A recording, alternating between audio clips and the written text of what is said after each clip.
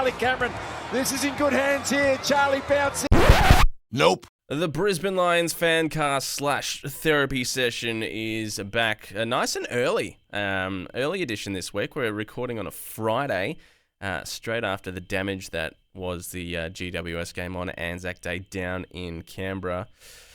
And boy, I tell you what, there are some very, very angry, frustrated, vitriolic Lions supporters out and about, and it's not hard to see why.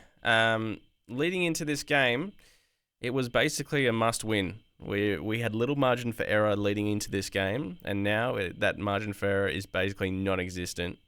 We thought, coming down against GWS, a team we haven't lost to for a while, a team without Toby Green, Sam Taylor, Steve Coniglio, at a ground that they are historically not that great at. This should be a must-win game that we should get the 4 points from. Instead, we got utterly embarrassed, to put it nicely. Not much positive to take away from that performance at all. First half was okay. Second half, no bueno. How'd you see it? Let's just say I was happy I had some delicious ice cream to eat in the second half. So that's all I got to say about that. Well, let's do what we do. We will have a chat about the game. I don't know that it's going to be a lengthy chat. The changes, Conor McKenna did come in. So there was obviously reshuffling. Zorko went forward with the ball. Darcy Fort came in. Oscar McInerney went out. Lions got dropped. Tunstall was made the sub. So a bit of reshuffling in amongst the starting 22. Tunstall back to the sub. I wasn't a big fan of the Zorko forward of the ball initially. Obviously we know what he can do with the ball, and it has been handy for us behind the ball, and that did change come half-time. But some of Connor's kicking was pretty woeful last night. He wasn't alone there. It was he definitely had a few mates. We kind of both got what we forecasted, really. Yeah. We had Darcy playing on the wing. We had Zorko playing forward of the ball. Missing Oscar was very noticeable. Just the way Darcy Fort got manhandled in around the ruck contests was so obvious. And Kieran Briggs really took advantage of that any chance that he could. And I think it was the first quarter alone, or first half, Fort gave away 2 ruck infringements as well, which got the ball moving forward for those guys. And it's literally the first thing that happened in the game. Yeah. I was like, good start. I know. Good start, man. Yeah. But it's Briggs is very much in the Shane Mumford mold. And I know Shane Mumford, has taken on the role of ruck coach down there, but he almost was single-handedly, not single-handedly keeping him in the game, but he was keeping that kind of clearance contest work, particularly around the ground, well in check for GWS in the first half. And they're arrow straight kicking. Callum Brown, is he possibly the purest kick in the game? He'd have to be. I mean, the amount of goals they hit from outside 50 was just ridiculous. But yeah, I think their precise kicking and their quick ball movement, we just could not keep up with them. I did think, and I posted on our Twitter feed, which was going a little bit spare on Thursday night, that they were kicking at 90%, and that's just not sustainable for a full game. So I did have a little bit of faith that would come back a little bit. And it did in the second quarter, and we didn't make most of our opportunities. Again, hit the post 3 times in a bit over a quarter of footy.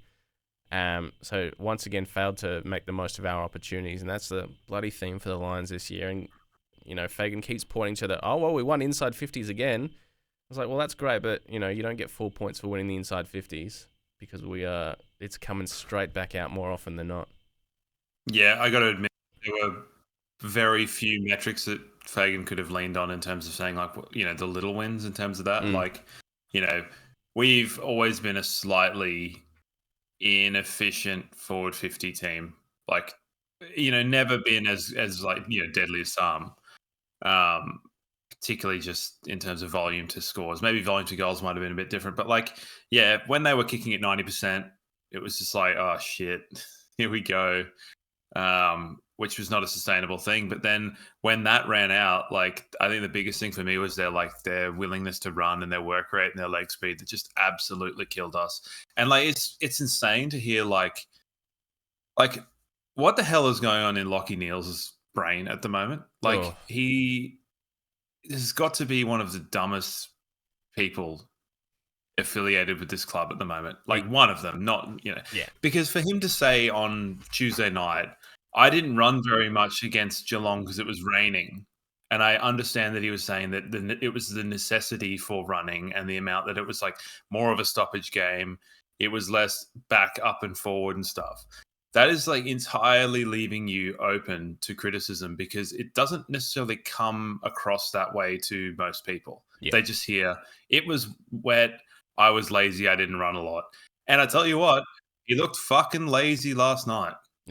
As did a lot of people. That was like quite like the most obvious and concerning thing.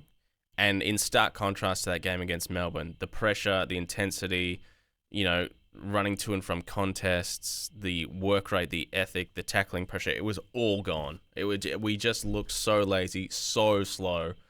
And there's just no excuse for it. GWS coming off a 5-day break as well. But they played like that new fella, Darcy Jones, like lightning quick. Finn Callahan, the amount of times he just came sprinting out of the back half, just running past whoever he wanted and just pinpointing a left-footing kick. We were just so far off the mark in terms of what was acceptable for pressure and hunger.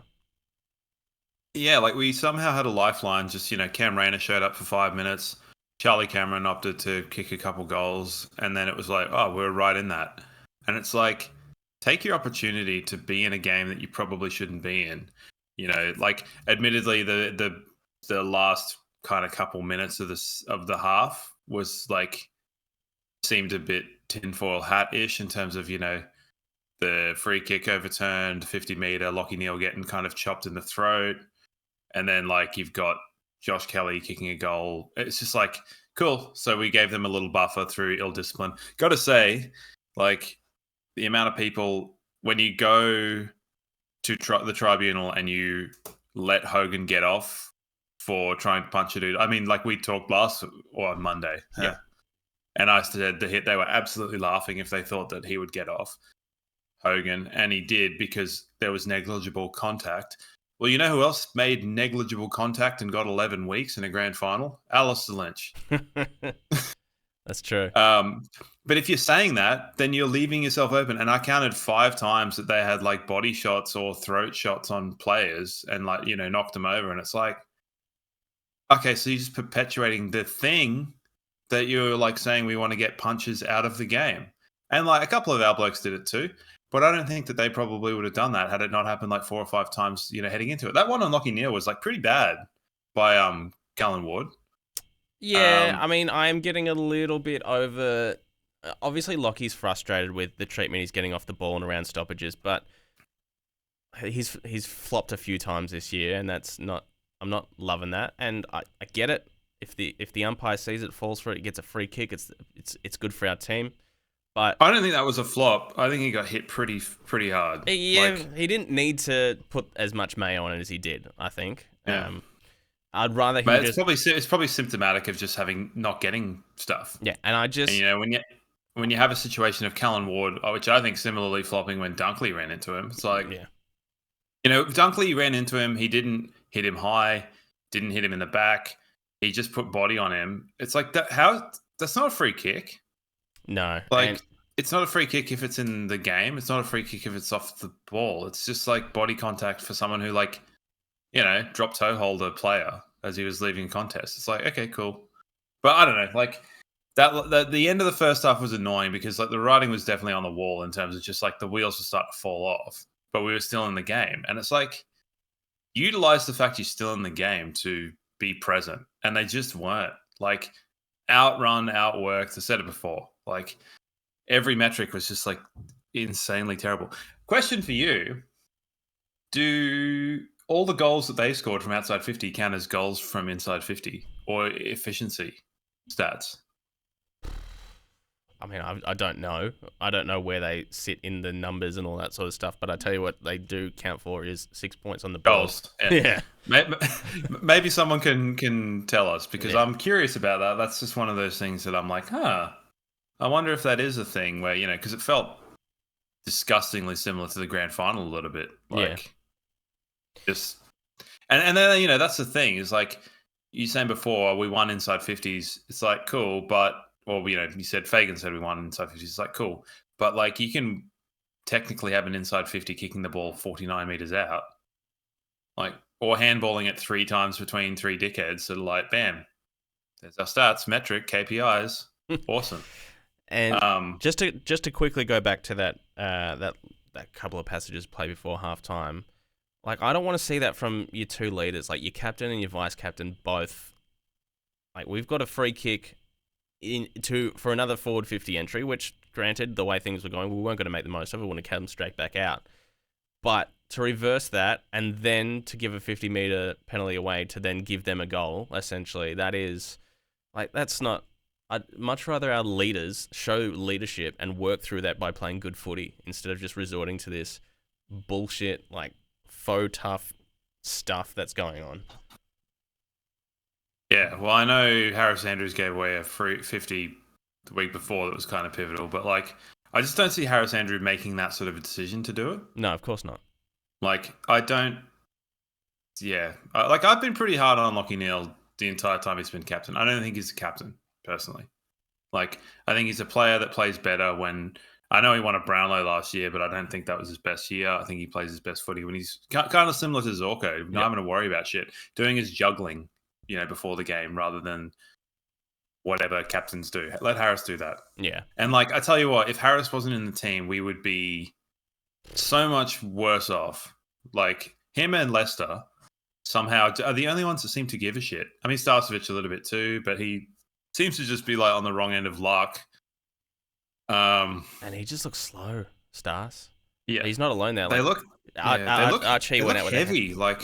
Archie went out with a hamstring, but he's looked off the boil for a few weeks now and slow. Even Link looks slower than he has. And maybe it is the wet weather game last week, and they have got the heavy legs. I mean, but still, there's not a 10-goal difference. Well, there is. Somewhere. I mean, yeah, but I mean, there's all sorts of, it's the US trip, it's the shorter preseason, it's the preseasons that have all added up. It's being on top for so long. It's the scars from the grand final. It's the kiddie ACL. I mean, point to whatever you want as some sort of, tangible thing you want for the poor performances. But the upshot of it is, it's just like, this is not the same team that went so well last year. Like, no. There's very few people on our list that have improved or maintained, the form from last year. I can probably point to yeah, absolutely not. 3. Like you're looking at a situation of like I think there were elements where like the vast majority of the team have been like extraordinarily consistent over the past 5 years. Yep. And like there are a couple of players that will kind of you look at the highs and lows and they'll be pointed to, and we've seen them, but on the whole, the entire team has been performing like close to their ceiling most of the time, and now that they're not, it like the floor's lower than I thought, surely, like for a lot of these players.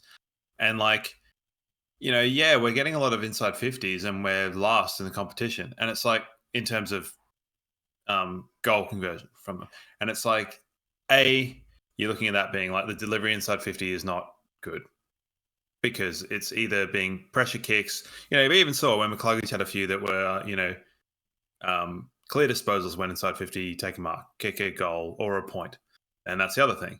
We're not converting. Like, I want to see our set shot stats for the year, particularly between our 3 mains. Like, I mean, even Link McCarthy's spraying them and stuff, and he's normally like an absolute deadeye. It's like he kicks a snap on a heinous angle from the non-preferred foot, and then he gets a lace-out delivery from Hugh McCluggage, 30 meters out, slide angle, and shanks that. It's just, it boggles the mind.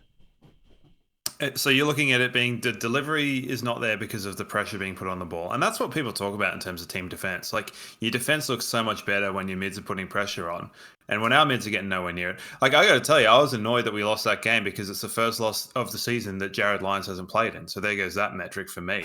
Like, I was at least thinking, Jared Lyons isn't there to make our midfield look slow. But holy shit, did Tom Green and, they had like Bedford and shit rolling through the midfield. It's like guys that are not midfielders that they're just like, oh, the Lions look a bit leggy. Let's just throw all of our small little run and gunners in there and like have at it. And it's like, why can't we do that?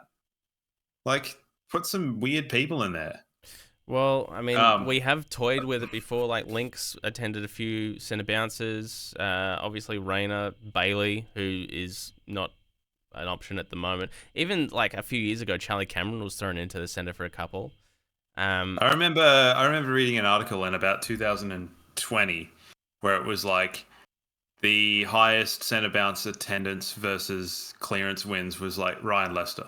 He'd attended like 3, Yep. and they won all clearances, and he'd gotten like 2, and it was like statistical anomaly. Obviously, doesn't make any sense, but it's fun. Yeah, and I'm all for things that are fun because they distract from things that are less fun, like your team getting beaten by 53 points. But like, going back to what I said, like, our ground ball gets have not been there. Like, and the writing was on the wall a little bit like that last year because our ground ball wins inside defensive 50 were terrible.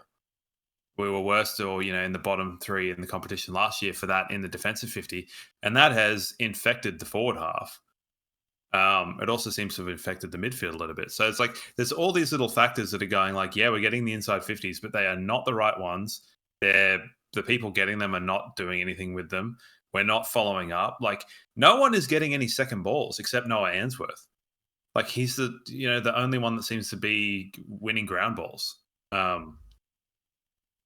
There's a lot of problems. Like, there's a lot of problems everywhere, and it's like, I don't know who's to blame because I don't buy into the idea of like, yep, it was a short preseason because when do they stop? Like end of September. Yep. So you've got October, November, December, January, February, and then you're starting in March. That's 5 months. Yeah, but I mean, like there is mandatory time off that they have to have, and they are expected to keep certain fitness standards and stuff, but they're not. Of course, they're not allowed back in the club. It's 5 months of recovery time. It's like, Premier League footballers have 2.5 months off and they'll play an international tournament in that. And I know we've talked about this before, but it's like, soccer might be a slightly less physically intense game, but they're also playing 60 to 70 games a season, not 22. My team just played 4 games in 10 days. Like, that's insane. And it was virtually the same starting lineup for all 4 of those games. Yeah. So it's like, I don't have a lot of sympathy for the short turnarounds, the short, in inverted commas, preseason, because it's like, unless you got people going out for surgeries and stuff, which I know we did have. That said, Berry was one that went out for surgery, and he is playing, I think, some of the best footy that he's played in years. Yeah, probably in terms of consistency. So, like, that's a bit of a fallacy I don't buy into. And the coaching, it's like, I think it's probably a bit early to say that Fagan's lost the group, but I think certainly that the group aren't buying into the system at this point in time. Like, they're certainly not playing the way that he wants them to. Yeah, we will. I didn't solicit for questions this week, partly because it was a short turnaround before we did the podcast, and the other part is I knew it was just going to be a bunch of nonsense of sack Fagan. So what I have done is sort of collated the main points that keep popping up every time we lose. Aside lightning from rounds. Yeah, and we're just going to discuss those, including where it's all going wrong, and that's, I guess, we'll try and unpack that as much as we can and give our thoughts and feelings on some of that sort of stuff. But yeah, firstly, I'll say, like, GWS were really good. Oh, absolutely, they were really fucking good. No, and like, Tom Green is amazing. Callahan, like, yeah. They said he looked like a young Bontempelli, and it's like, well, it's hard to argue with that a little bit, but at the same time, just like, cool your jets. Bontempelli never won a Brownlow, so you really want to be compared to him?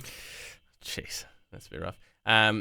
Yeah, no, they James Peatling was in centre clearance, like winning centre clearances. Like, that guy was doing nothing like 3 weeks ago, and he's in there winning clearance. I made a mental note to be like, he has no right to go into a centre bounce for starters. And then to run away. Like, No, GWS, they were amazing. And just imagine how much worse it could have been had they had some more of their key players as well. So maybe, but the people that weren't key players played pretty friggin' awesome too. So hit me with some lightning round questions. Well, let's. Thanks to... Well, we got to do our hoponbrewerytours.com.au votes. Book you a half or full day tour right now at hoponbrewerytours.com.au. Visit some of the best breweries across Brisbane and the Gold Coast. And do you need some mystifying miasma for these votes or what? All right. Well, I'll give you my podcast votes and of course my real world votes. Podcast votes: Harris the 3, Lester the 2, and raffle off the 1, Rayner, because he had a 5 good minute period in the second quarter. Real life votes: Callahan 3, Tom Green 2, and Darcy Burnless Jones 1. It was fun to watch him play. The child. Yes, the child, but I swear someone's younger brother just got on the field. Him and that Harvey Thomas bloke that honestly don't look any older than 12 years old, but I tell you what, they made us look like absolute mugs, so good on them. And you know what? Cal Brown, great work as well, 3 goals. Ice cold. Yeah, they were all good. It's hard to vote either way because we were so bad and they were so good, so pick your players. Yeah, well, I think I said last year when we played maybe St Kilda or something, and Harris nearly broke the intercept record. Yeah. And it was at this point in our team's development, we do not want to be having our defense having quote unquote good games or being our most important players, because it's not good. It's symptomatic of larger issues. Yeah. So maybe it's just something that's always been rumbling that's now kind of cracked. But yeah, Harris is 3, Lester the 2, and Berry the 1 for me. Berry's been pretty consistent in my votes, and I mean that little interchange on the wing in the first quarter or whatever was where he went an underground. I was like, yeah, man, you've been watching The Lizard, haven't you?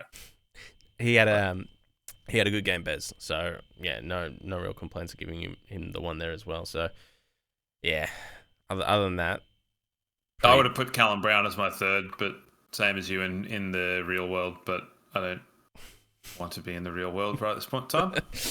Yeah, the real world has its problems, as you know. All right, let's have a look at some of the big talking points according to Lions fans, thanks to Crisp Communications. Crispcoms.co, marketing specialist based on the sunny coast. These guys will get your business absolutely booming, whether it's digital marketing, a new website, a podcast of your own, or they can get you some stickers if you like. They've got our free Brisbane Lions Fancast stickers. Head to our website if you want to get your hands on some of those. All right. I mean, obviously, the main thing that gets thrown up after every loss is Sack Fagan. We spoke about that last week. We indulged that conversation. We're not going to indulge that anymore at the moment because there's just no point. It's low-hanging fruit. I get people are angry. I get people are frustrated, and they want something to point the finger at, someone to be angry at. And I guess, obviously, that's Fagan. Sure, fine. He's not going to get sacked anytime soon. Well, just may I? Yes. I did give a long list of people that had won premierships that I largely wouldn't have taken. We forgot about Alistair Clarkson, but I'm not taking that, so on that. Would you take Nigel Lappin? From what I understand, he has no real desire or interest in being a senior coach. I thought that was the case too. Yeah, he's been... how long has he been at Geelong for? Forever. As midfield or some fairly senior position at Geelong. He's obviously got no intention of moving, and from all understanding, he's got no desire. Now, looking at some of the wackiness that's been popped up on social media after that loss last night, and there's been a fair amount. Justin Leppage's name. That was a very diplomatic Andrew Dillon answer. You didn't answer the question. If he was interested, sure, but at this point, I'm on Team Fags until I get driven into the floor that I'm not, because the man took us from a wooden spoon to 4 points from a premiership, and I'm not going to forget that like everyone else seems to have. Leppage's name got thrown up again. And it's like, No. yeah, well, there you go. The man that nearly destroyed the club. Out of his hands a little bit, I understand, but yes, no, that would really. Well, yes and no, but also the playing culture was terrible, Yeah. and I think that was as much the thing that Fagan had to right the wrong of. But who are some more insane names? Jason Ackermanis? Yes.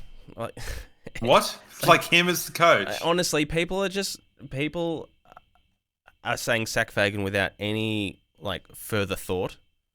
It's just like, well, literally anybody else would be better. I was like, well, obviously that's not the case. Just everyone, just cool your jets. Everyone, just relax. All right. Maybe just the whole narrative that Craig McRae doesn't actually do anything, like in terms of all of his assistants deal with everything, and he does nothing, and it's just like the face, the weird grisly face out the front, which is kind of a bit of a reverse joke there in terms of the stuff behind and the face. Maybe that's led people to think that you just need like a motivator. Well, that's it, and everyone else takes care of it. But if that's the case, if people really are saying sack Fagan and bring in John Clown, like cool, but wouldn't then be the problem not Fagan and it would be the people behind? Well, that's it. Everyone just keeps saying, well, Chris Scott, why don't you get Chris Scott? It's like, it's not just like Chris Scott's not just waiting by his phone for us to call and be like, hey, that job's yours now if you want it, by the way. He's got his own 6-0, probably soon to be 7-0 team that's doing quite all right that he's fine with. So anyway, in the same mold as the coach, I guess people are looking in and around the coach and the coach's box. It has been fairly stable for a while. The two names that are popping up more and more at the moment are Cam Bruce and Murray Davis, as like get him in, get him out. And Cam Bruce obviously fired from Carlton after a review. We picked him up, and now we've got a slow midfield. So people are sort of putting two and two together in that respect. Murray Davis, I don't buy as much. Obviously, we've got problems in the forward half at the moment, but Murray Davis was forward coach last year, and there were no issues. Him and Jed Adcock did the swap at the end of 2022, and then Jed Adcock's now in charge of the worst backline in the world down at North Melbourne. So I'm not buying into the Murray Davis is at fault here. If there's been a tangible change in the forward line, it's Darcy Gardner for me. That's been the big noticeable thing that you can point at going, well, maybe this is something that isn't particularly working. So Cam Bruce I can buy into a little bit more because obviously the midfield is looking a bit stodgy. But once again, no obvious issues last year as well. Yeah. I mean, Lockie looks slower. Yep. And Dunkley looks tired. Like, it's weird. Maybe it was just, Dunkley doing some, chop out in the ruck. And then it just, cooked him. And Lockie Neal, obviously, probably didn't come into the season in as sharp physical condition as he did, particularly last year. And, we did see there was an element of a bit of drop-off from him in terms of, his season the year after he won his previous Brownlow. Yep. I don't know, he had a lot of injuries and stuff, and he probably is carrying injuries now, but, it's not helping. Well, he had surgery after last year as well, didn't he? He was carrying around, a groin or something. Groin? Yeah. So maybe he's struggling to come back from that. I mean, we've got Ashcroft to come back, but he's not exactly lightning quick, Ashcroft. But it does add a different element to the midfield mix. But it's not going to add, speed and zest to it. No, I don't really know what to make of it, but I think... And he's coming back from a knee, so he's not just going to come back and things are going to be fixed. So it's going to take a little bit more adjustment. I mean, allegedly, according to that GWS helmet man, coming back from an ACL is a lot easier than it was for Tom Doedee. Well, the other thing about Ashcroft is he was sort of flagged to come back in and around the bye, which is in they sort of put round 10 as an arbitrary date, which is only a few weeks away, and there's no sign of him, he's running again. I don't know if he's training with the main group, but he's still TBC on the injury list. I think that's getting pushed back silently without anyone really asking too many questions about it. I think it's still going to be a while before we see Will playing any sort of footy, whether it be AFL or VFL. Do you think they were given like room for pause after the Tom Duday situation? I'm sure they definitely thought about it a little bit more, and they were like, well, we can't rush this kid back. So yeah, there's probably a little bit of that as well. But yeah, there's something not quite right there, I think, and it's just sort of the can's getting kicked down the road a little bit. So I guess we'll keep an eye on that one. But in terms of the forward line, like obviously Darcy Garner up forward, we've seen 7 weeks of it now, give or take. There was, he did drift down back, and he last night drifted down back at times as well. Is that a big enough sample size for you to say this isn't working? It's just like, it's almost like dependent on Rayner's impact. Like, and I said that in the Melbourne game. I was sort of like, if, because Rayner wouldn't be able to go in the midfield, and then they just seem hesitant to put him in at centre bounce. And I understand, the 5-minute purple patch he had, I don't entirely know if he was in the midfield. I think he'd floated forward, and it's sort of like, well, what's going on here? Like, there's no consistency in like when you're being rolled through. Like I brought up a few weeks ago that game in 2019 where we rolled through everyone through the centre clearance against Melbourne, and Melbourne got ran through. That's exactly what happened last night to us. Like, obviously we know that that's a viable strategy because we did it. And I think that's exactly what you were talking about before, where we had people probably like Lester and Charlie Cameron and Link McCarthy and Zach Bailey and Zorko and whoever else. The whole rigmarole. Berry, McCluggage, Bailey. I think I said Bailey twice, but why not? And it's like, okay, cool. In a game where we're getting dominated for leg speed and you're sticking. Yep. And it's like your ruckman's getting bullied. And your 3 are toast compared to, Tom Green and whoever else is around there in terms of leg speed. Like, man, it's a hard situation. And then you're like, okay, so what is actually happening with the forward structure? Like, what is the actual forward structure? Because it doesn't seem like Gardner's being played as a disruptor. Like, admittedly, maybe he was more last night because he was playing on Likalia. But the idea that you're identifying Likalia as, that dominant interceptor when it's pretty clear it would have been Buckley. Yeah. Like, what's the go here? Like, are you not choosing your matchups? Are you letting the other players dictate that? What's happening? I'm at the point now where, like, it surely can't be worse. And, the general consensus is we got to a grand final playing 2 talls and Cam Rayner as the third tall. It's obviously worked. We need to go back to that. This whole Gardner up forward experiment isn't working, and I'm sort of like, well, yep, let's take him out of the team, or put him down back, move Payne up forward, or bring in Logan Morris. If you still want to try this third tall, try someone different just to see what effect it has on the team, because this ain't it. This ain't it, Chief. I think it's just a hard one because the Smalls are so terrible against Geelong. Like, so it's like the Smalls are playing pretty poorly too. Like, Kyle Lemon was pretty good. I knew he was definitely not going to miss that set shot, but he's stuck in this VFL mentality where everything is so much slower. I talked about it regarding JL and getting his billion touches, and it's like, it's because the game's slower. It's not as quick. It's not as like, when you get that mark on, half forward flank and you roll, you've got to go quick. Yeah. Like, you've got to go quick to one-on-ones. You can't just stop.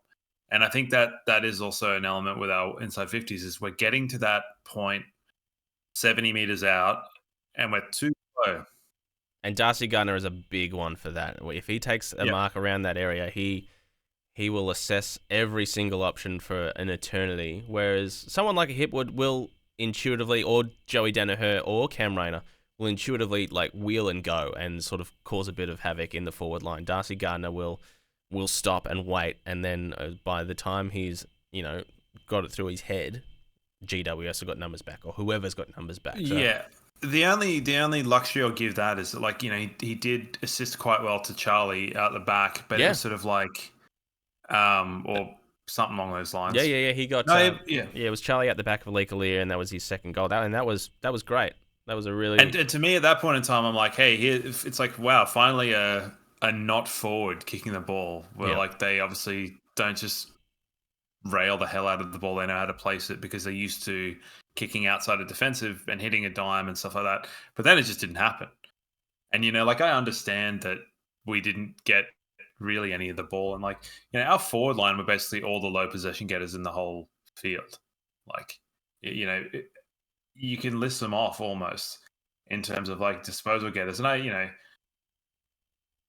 it's just the lack of impact. It's Gardner, Hipwood, Rayner, McCarthy, Lohman are all in our lower. There was only like Fort and Starcevic in there and Payne that are like similar. And it's like, man, they're not getting the ball. It's not sticking. So are more Smalls the option? I don't even know because the Smalls aren't playing well. Yeah. So like, why can we expect them to raise? Like, I don't know.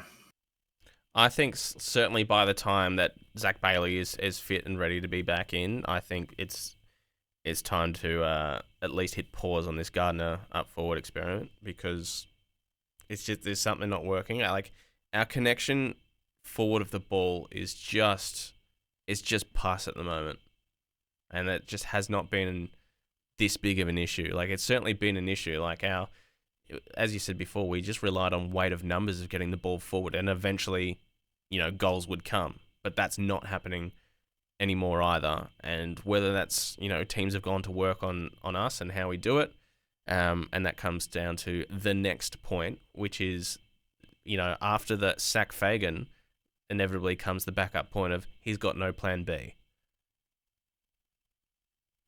So I don't know. I don't know what this plan B is. Oh yeah, we know what plan A is, and maybe teams have figured it out, and they're all across it now and how to do it perfectly against us each and every week. But this plan B that everyone keeps referring to, like he's obviously not a bad coach. We witnessed it against Melbourne. I don't know what plan B means. Yeah. Because to me, plan B is the long down the line, whereas people seem to think that that's plan A, and that is not plan A. I'll just tell you this. So, players that only had one tackle last night: Lachie Neale, McCluggage, McCarthy, Lohman, Charlie Cameron. One tackle. Yeah. It's like, that is not good.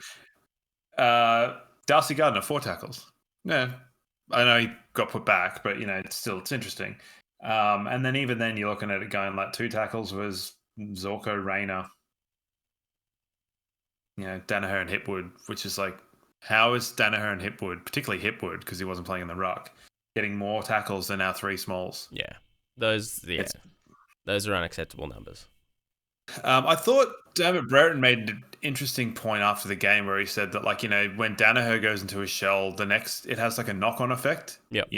One goes into their shell, then the next one, and then the next one. And it's like, it's interesting because Dermot Brereton is absolutely rambly and like borderline insane. But there's an element where he kind of speaks philosophically about the game in these weird, like, untangible, unquantifiable ways, and there's maybe it's because my brain is so like affected with rot from watching this team, but it made a lot more sense than it normally does.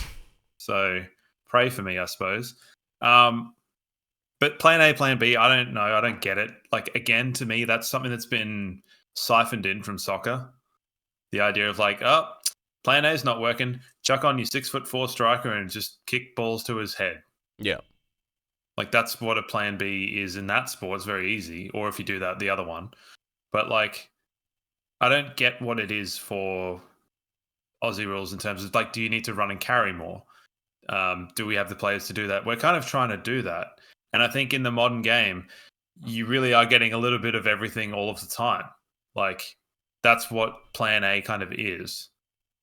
Forward pressure is a non-negotiable. Pressure through the midfield is non-negotiable. Drive from your back flankers is non-negotiable. One-on-one contest wins and duels are non-negotiable. Like, that's the same for every team. I think it's just like, obviously the Carlton game, the Freo game, this game, Collingwood game to an extent is just the run of goals, and especially the red time goals and second half goals and third quarters have been particularly poor. I think it's like people are like, well, how can you keep letting this happen? Why aren't you changing something? Like, why, as David King always fucking says, don't get beaten by what you know. And it's like, well, we know this now. We know teams are getting runs of goals, and we know we're garbage in third quarters this year. Why are you not doing something to counteract that? Yeah, well, I think there's an element because it's not just this year. We look back and go, well, the grand final, there were runs of goals, albeit fewer. But in a grand final, you're almost looking at a 3-goal run being a 6-goal run, just in terms of the stakes and what it was within the circumstances of the game. The Carlton game before that, run of 5 or 6 goals. So it's now you're looking at it being what, 7 in 9 games. Yeah, that's. And, Fagan flared up in his press conference when someone misspoke and said North Melbourne. And he's like, North Melbourne didn't get a run again. It's like, dude. Yeah. Yeah. That's petty. That's Harrison. So don't do it. And, the poor fellow misspoke, but whatever. It's a pattern. And the thing is there were, in the Carlton game this year, you're looking at it going, okay, with 5 minutes to go in the first quarter, we threw Darcy Gardner back behind the ball. Because maybe we're trying to address that sort of a thing. But I don't know. It's not working. Yeah. Is it working? No, obviously not. And I get that it's probably the whole, the AFL doesn't want teams to throw people behind the ball and stuff like that. But yeah, it's probably something we forgot to mention last week. Is just we were throwing one extra to the contest and then we were just hacking the ball forward. And it's like, okay, so are you going to make your numbers advantage work anywhere? Because wherever our spare man is proving to be, it's not working. And then when we went man to man like we did in sort of the third quarter last night, the first man was getting beaten. Then everyone's coming over, every single person. Then they have one out over the top. And that also happened against Geelong. And it's like, so your first contest is being lost. And every contest is then compromised because of that. It's like, that is not sustainable. If, maybe we should put someone behind the ball. Well, I mean, that chain of play where GWS literally handballed it coast to coast, that was a killer. You just looked at that. And I think it was just because someone missed a spoil. Yeah. Or missed an intercept. And it's like, if we've got this super talented forward line and these great one-on-one players, they can deal 5-on-6 if we need them to. If we're getting an extra man or if we're beating that or we're getting better entries, they should be able to beat that. But and I know it kind of probably goes the other way around because other teams can probably beat us when we have a spare. But we got to make it count somewhere. I don't know. Yeah. I mean, I hear you too. Now, the other, I guess, one more than the other, but the two that do cop it, especially in times like these, are our key forwards, Hipwood and Danaher. Hipwood especially. I mean, the amount of times, as equal as bloody Sack Fagan is drop Hipwood, and the same sort of question is there for you, is, okay, and bring in who? Brandon Ryan? Maybe. Logan Morris? Maybe. I don't, I think this is the lot we've got. Hipwood and Danaher, they were fine last year. Yep. They're certainly underperforming, especially these last 2 weeks. They've only got a couple of behinds to their names collectively. But these two are copping it, especially at the moment, as they do when we lose, like the Bulldogs game last year. Is there anything to be said about trying a different combination of key forwards? How can you? I'd also I'd argue as well. I think they weren't decent last year. I thought they were great last year. Yeah, and I think statistically the things I brought up are indicative of that. It's just it's funny. I think there's a weird thing in sport at the moment where there is the statistical analysis of a thing and then the eye test. Yep. And whichever one appears worse is the one that people go for people that don't like them. So, you know, I understand it with this season for sure. Throw Charlie Cameron in there because, you know, he might have kicked 2 goals last night, but not much else after that. And also, like, it's so weird to see him score 2 goals and then appear to be all up and about because his body language was a lot better than it was. And I get the confidence player thing, but it's like, be a professional. Don't be a child. Like, and I don't see the lack of effort. I don't see the lack of care from Danaher and Hipwood that I do in Charlie Cameron. I know people probably think they do, but it's like, you know, Hipwood is running his guts out all the time. Joe Danaher's not. He's getting bodied too much, and it happens. But like, I do see I do see it in Danaher a bit. Hipwood, I agree with you. Like he tries his guts out all game. Yeah, he's not getting the results. He's not holding on to marks that other key forwards may. He's not hitting the scoreboard in the same way that other key forwards may. Danaher, sometimes his second efforts, especially when following up with a tackle, he seems to get pushed under the ball a lot and sort of play for a free a bit too much for my liking. So that I don't really love from Joe. But he's also carrying the load of a second ruckman as well, where he does make up for a lot of shortcomings. yeah, like I would almost prefer to see Danaher taking back position a lot in those sorts of things. Like, if you're going to get consistently pushed under the ball, play on the back shoulder. Don't let him push you. And like, he's got the athleticism to jump over the top of people, and he fucking loves doing that. So why are you not doing that? I guess just neither of them are particular. Like, Hipwood is our contested marking forward, and he's not a strong contested marking forward option. Not in the same way that a big Tom Hawkins or a Peter Wright even, or he's just, neither of them have got the frame. They're both athletic and would ideally like to lead up at the ball given the opportunity, and I guess that's what's happening with Joe. And I guess that's what people are upset by, is we just don't have that strong hulking contested forward, like contested marking forward. And we haven't had one since Brownie. Like, Michael Close was the closest thing, and he blew his knee out and he was no more. Cool, close. Yeah.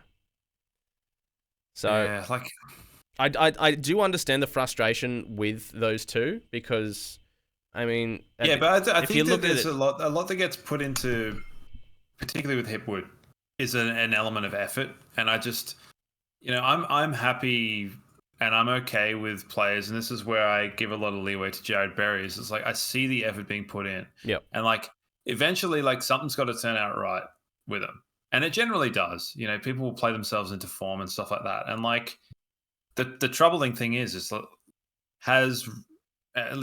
take the North Melbourne game out of it, because who cares about that one? Like, it didn't matter. What is the set shot conversion for the three of them in those games aside? Like, 1 goal, 15 each? I don't know. Like, Charlie Cameron hasn't scored a set shot, I don't think. Yeah, Hipwood and Danaher have kicked a couple. It's not sustainable. Like, everywhere across the ground, things are not. They're like anomalies. And is it just everything all together? I think so. I think it's just so many little things, and you can lump as many little things into it as you want. You can chuck in the Chris Fagan Hawthorn racism stuff that has to be wearing him down on some level as well. Chuck that in there as well. Chuck the fact that we hit the post 3 times in a bit over a quarter of footy. Like, all these, and 3 times last week as well. Yeah, just all these little things are coming together, adding up. 3 ACLs. But at the end of the day, there's the non-negotiables, the stuff you're talking about before, the effort, the intensity, the hunger, the tackling, the contest, that is suffering as well. Well, that's totally what's lacking for North Melbourne. And like, they're copping fair criticism for it, because it's the sort of thing that we saw we were lacking in before Chris Fagan turned up. And then, like, when he turned up, that became a non-negotiable, and it made us a better team. We might not have been winning and stuff, and like, but it led to us being in games more. And then, you watch it over the couple of years. It's like we were in so many games in 18, and we lost so many games by 10 points or 15 points or whatever.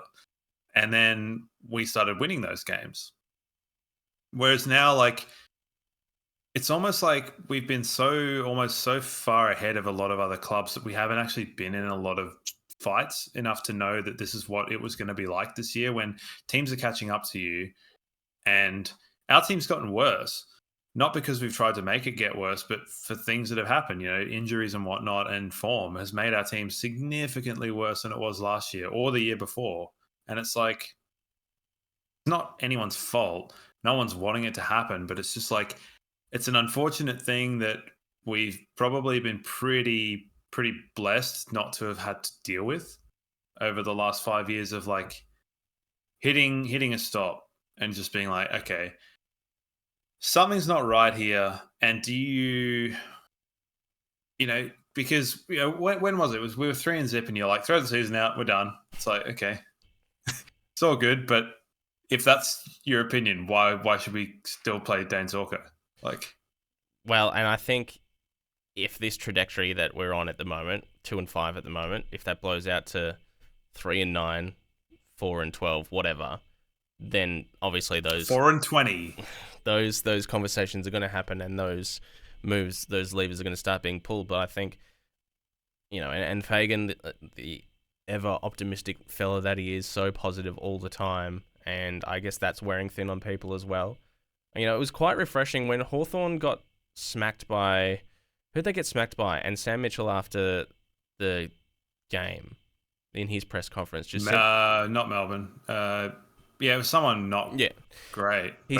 He simply came out and said, that's unacceptable. That's not, that's not to standard. That's not the part. And I'd like to hear something like that from Fagan. I don't want him looking at the stat sheet going, well, we're green in these areas. We won the contested possession, the inside 50s and all that sort of stuff. It's just like, oh yeah, learnings and all that sort of stuff. And I get that you've got to be positive and you've got to have a glass half full, and that's who he is as a person. We love him for it. Like, no doubt about it. But at some point you do want a bit of accountability. Yeah, and a bit of, like, I think we all would assume that there's accountability leveled at the playing group, but I think for fans, as we are here on the Brisbane Lions Fancast, we look at it and go, will someone stand up? And like Lachie Neale did it after round 1, and that turned out to not be great because I question his effort. Yeah. And the way that he spoke on Tuesday, and the way it's like, can someone take responsibility or say that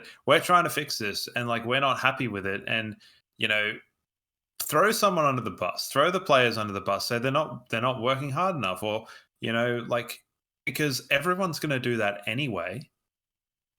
So you're going to have to deflect those sorts of questions regardless of whether you give them something to talk about. Yeah, I'm at the point where I need someone to do that as well. And I don't care who it is, but ideally it would be Fagan, just to see a different side of him. Like, he gets prickly in press conferences, but it's always in a defensive way, not on a get on the forefront and be like, hey, this was simply not good enough. Because last night was not good enough. It was not acceptable from a team that came in as premiership favourites to turn up efforts like that is unacceptable, as Sam Mitchell would put it. And I'd fucking love Fags to come out and say that instead of pointing to the inside 50s. I think that's the worst performance we've had since 2017 in terms of effort and stuff like that. Like, I know we had some poor ones last year. The Hawthorn one was bad, and the Port Adelaide one. Gold Coast, Port Adelaide, Hawthorn were all bad last year, but this one was just, there was something different about it. It felt different. It's because that was basically a must-win game. That was the game to keep our season afloat, to keep, hopes for supporters, the team, everyone, that, yeah, we can still potentially scrape into top 4 here, cause some real damage in the finals, maybe, like I said, with a very little margin for error, work our way to another grand final. But that was a must-win game. That was a line in the sand sort of game, and we just folded. Well, utterly. I think probably if I can use this analogy in terms of like the games last year were kind of we'd performed well outside of those things for it to be the anomaly. And like, when you're looking at a graph that's trending upwards, but it's kind of a bit like liney and it's kind of going up and down, and you might have things that are lower than it was before or whatever, average temperatures in Earth or whatever, where it's like, people are like, well, the temperature's lower this year. And it's like, yeah, but it's trending upwards for 50 years.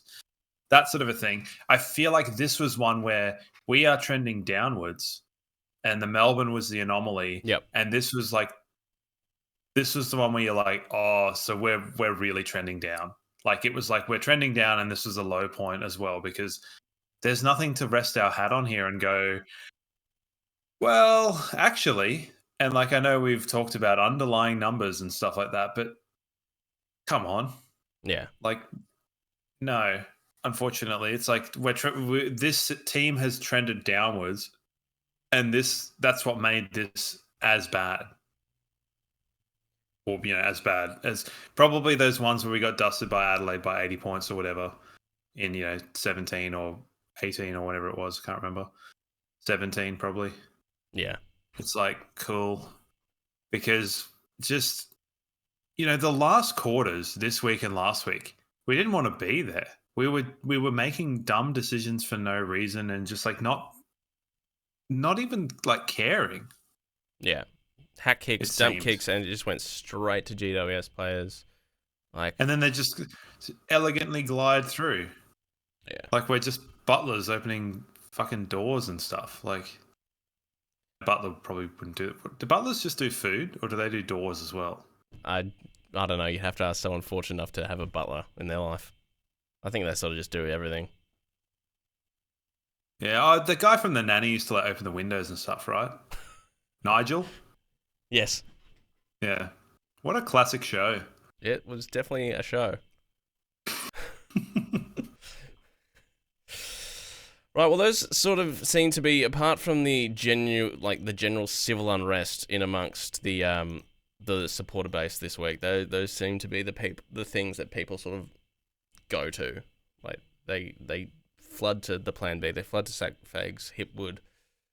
Yeah, it's just hard to pinpoint where it's all going wrong, but it is all going wrong everywhere. Yeah, except for Harris Andrews. Harris Andrews, Ryan Lester, Wilmot, Zorko are probably 4 players you can say have maintained or improved. I would say basically everyone else has gone down in level of output. And I probably am missing people there, but as a whole, you can't have that. Yeah. I mean, Jared Berry's been better, but... Yeah, true. And then comes the, him, McCluggage, Link, all up for contract, still not signed. Is it going to happen? We've got a 6-year deal in front of Hugh. That's just another thing that you don't want to have to deal with when everything else is already falling down around you. Yeah.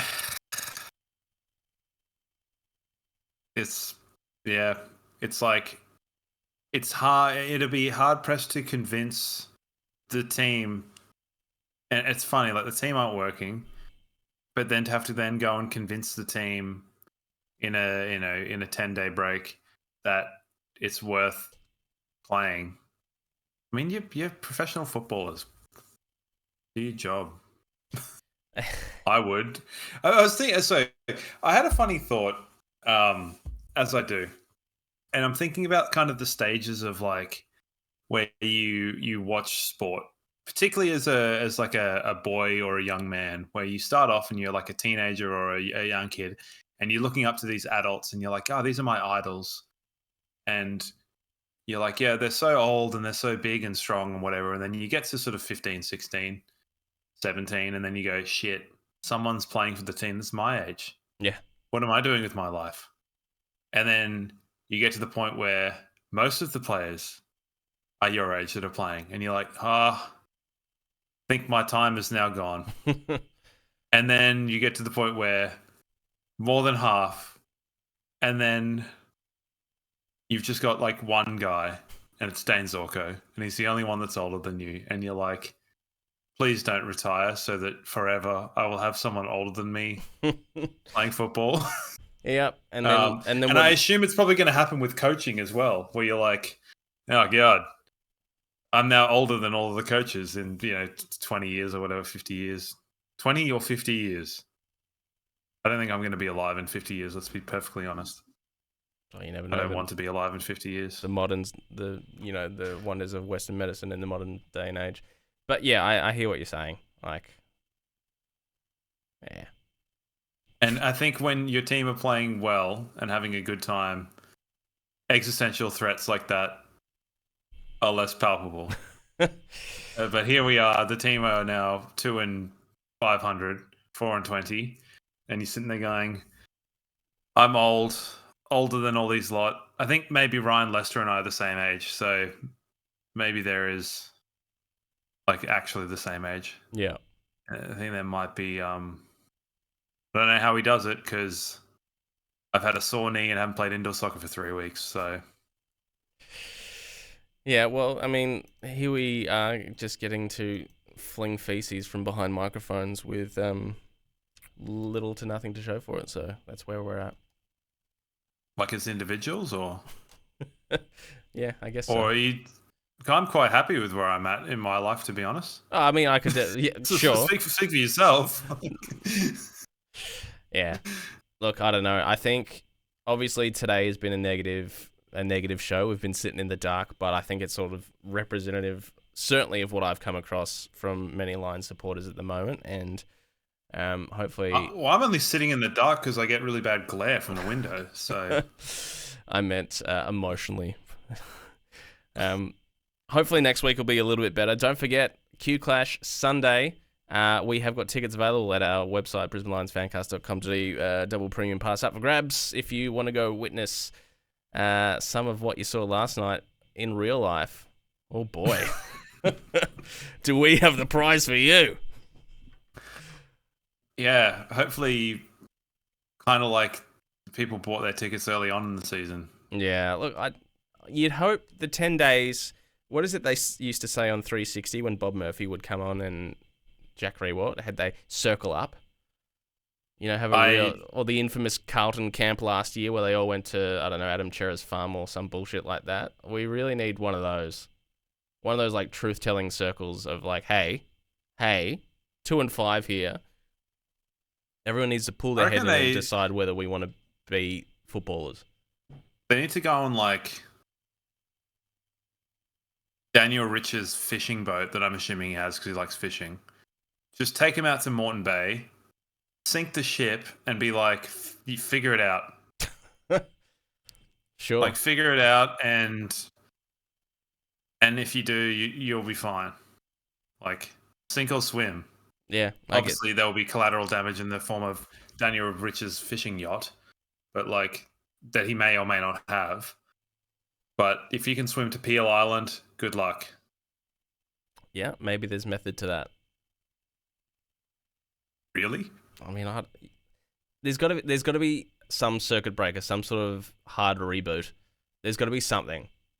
Why don't they just parade them around the city and let people throw tomatoes at them like they used to do back in like the Victorian ages and Middle Ages and stuff? I think we've just genuinely moved along from a lot of practices that were commonplace in that day and time. Yeah, but maybe it was done better then. Like, maybe. You know, the public opinion was not just morons like you and me talking. It was like people with vegetables. Actually, the price of tomatoes is probably way too expensive for that to happen these days. Can everything. Yep. No, that's the... Even the tomatoes, and throw the canned tomatoes at them. $1 a piece. All right. Q Clash this Sunday. Memorable games. There is a few. Is there any particular Q Clash that springs to mind for you? Fagan's first game. Fagan's first game. The old 3-pointer or whatever. There a Q Clash in round one. Yeah, at Metricon in round 1, 2017. We got out to about a 6 or 7 goal That's start. right. I was at a wedding when that was happening. Yeah. It also included a Clash of the Titans scuffle between Sam Mays and Callum Archie, which was funnier back in the day because I thought they were both massive wusses, but now Cal Archie's kind of come around. So,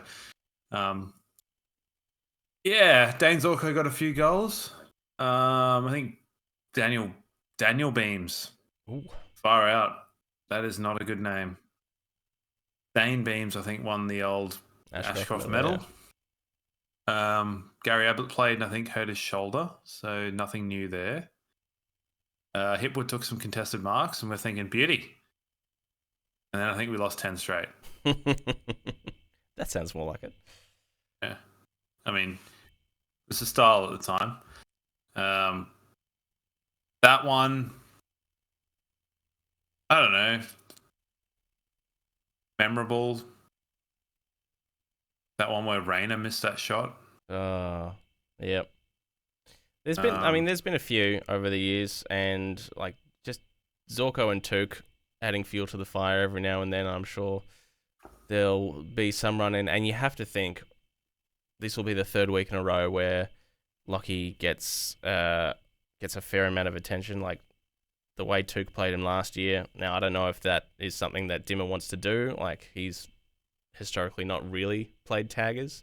But having seen the effects of it last year where Took played out of his skin, got 29 touches, both shut Lockie completely out of the game, had a whole lot of the ball himself, was absolutely influential. Copped a week for the squirrel grip in the end, but you'd have to think that is something he might consider. Squirrel grip? No, Dimmer pulling the trigger on that move because Lockie's not coping. I know. He's not coping at the moment with the attention. There will be some changes, you'd have to think. Oscar, you'd have to hope comes back in. I don't know how serious that hamstring that Archie did was, so he may miss. Sharpie. Yeah. Bring him in. Well, the VFL happens tomorrow. Jared Lyons in that. Tunstall is playing in the VFL as well after only putting together half a game last night. That's a big workload for him, including a trip from Canberra. Playing Southport tomorrow. Southport. The Sharks. Is it the Sharks? Yep. Yeah, nice. I suppose it's right next to SeaWorld, which doesn't have any sharks, but might. Yeah, it might. It's been a minute since I've been to SeaWorld. Is there any changes you can see or want to see? Admittedly, I forgot about this. Yeah, we've been a bit all over the shop today, and that's just reflective of the state of our brains. Maybe Shadow Brain will come in to give us the intellect to Sure. force the issue. I don't know. Should we do like a Twitter thing of the people's changes later on this week? Yeah. I think the people's changes could be fun. Sure. Just in terms of like, let's create the most insane alternative thing. All right. Well, And by thing, I mean lineup. all right. Well, I'll chuck that up at the Brisbane Lions Fancast Twitter page, BL Fancast, on all socials, by the way. Facebook, Instagram. It may also Twitter. include Levi Ashcroft in the centres. Just Honestly, you never know. he's killing it. At the Kadeem moment. Coleman on one leg, still better than most. Like Oh man. Dale Morris actually playing, like that kind of shenanigans. But I mean, suppose like Big O if he comes back in. Fucking, I don't know. Logan Morris. Yeah. Bruce Revel. Harpy. Who else plays for our team? Your mate Jackson Pry's actually been putting together a good couple of weeks in the VFL, so he may come in for Kalachi. I like that guy. I know you do. He's a nice fella. Oh, and by the way, last week where we spoke about how Dev Robertson only had the 8 touches, quite. The old shoulderino, eh? Yeah, so that sort of came out later after the fact. So, we won't be seeing him for a while. So it's not doing him any favors trying to get back in the team. Eagle wing clipped, hey? He's just preheating the West Coast oven, eh? Well, mate, injuries. Same wins as West Coast. They're every chance to go past us when they play the Gold Coast tomorrow or whenever it is. No Harley Reid, no Harley party. Reid. Yeah, it's true. That's crazy. I don't know why you rest him at this stage when you have the chance to put together some good footy. Anyway, not the point. Brisbane Lions Fancast back for another week. Yeah. Still waiting for a win so I can do all my crazy zany segments. Yeah, and hopefully it's not too far around the corner. Like, we've got some winnable matches on the way, but if we don't go 6 straight, like, I mean, I don't know what else. Like, we're in the same position we are now. Like, cool. So we should be winning our next 6 games. Sure. I got to tell you, when round 1 happened and K-Pish messaged and said, worst case scenario was whatever it was, 3-2 or something. I was like, God, am I the only one that's really worried about this fixture list? It has been a grueling start to the season. We've played some good teams. I think it's as hard a fixture as anyone's possibly ever had. True, but we should still be better than 2 and 5. Yeah, of course, but still, when you're looking at it like prelim rematch, your weird, like, what was round 2? Freo. Yeah, Optus. So travel, then you come back, play your most hated team, Collingwood, or grand final. So we had prelim, hardest trip, grand final rematch, game in a weird fever dream against North Melbourne because Gather Round doesn't really exist. Then you're playing against your arch nemesis team at a ground you've not won at in 17 years. And then it's then also play the undefeated team and then play against the best team away. It's far out, man. Maybe they all got in their own heads about it. Maybe. But if someone is willing to put in the effort to find me a stretch of 7 games that are more difficult contextually than this, they can have this spoon. Oh, well, bit on the line there. Lots at stake. Is that a pre-used spoon? Is that a match-worn spoon? Yeah, I was used to stir my coffee. Oh, there you go. So spoons on the line, or you can have this Lego figurine of Zinedine Zidane holding a gun. So 2 great prizes you won't find anywhere else in the world up for grabs right here on the Brisbane Lions Fancast. Yep. So if anyone can find me that, then good to go. All right. That's enough of that.